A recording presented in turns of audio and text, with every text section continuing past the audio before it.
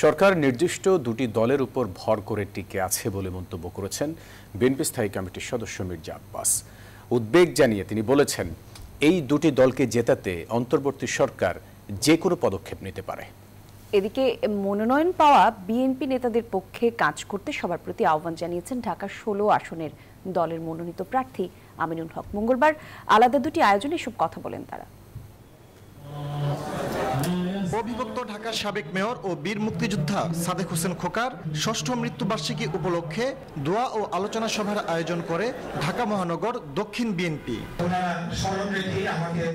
এ সময় খোকার ছেলে ঢাকা ৬ আসনে বিএনপি মনোনীত প্রার্থী ইঞ্জিনিয়ার ইশরাক হোসেন তার বাবার মৃত্যুর জন্য দায়ী করেন পতিত সরকারকে।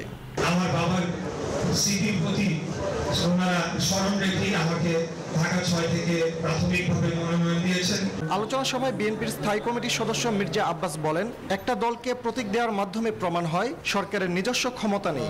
ঢাকা ৮ আসনে ধানের শীষের মনোনয়ন পাওয়া এই বিএনপি নেতা জানান, যারা বিভক্তির রাজনীতি করে আওয়ামী লীগ সমর্থকদের ভোট তাদের পক্ষে যাবে না। তাদের কার্যক্রম স্পষ্টতই বোঝা যায় যে তাদের নিজস্ব কোনো শক্তি তাদের নাই।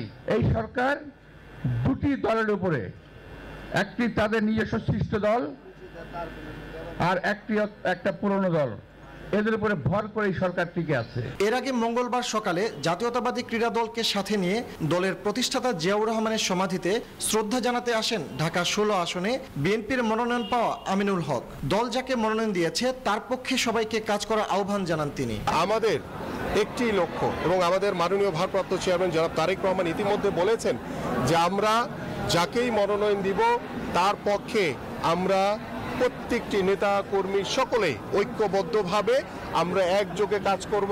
দীর্ঘদিন ভোট বঞ্চিত জনগণ ত্রয়োদশ জাতীয় সংসদ নির্বাচনে ভোটদানের মধ্য দিয়ে বিপ্লব ঘটাবে বলে প্রত্যাশা করেন তিনি। বাংলাদেশের মানুষকে সাথে নিয়ে আমরা প্রত্যেকটি সমাজ গড়ার জন্য এগিয়ে যাব।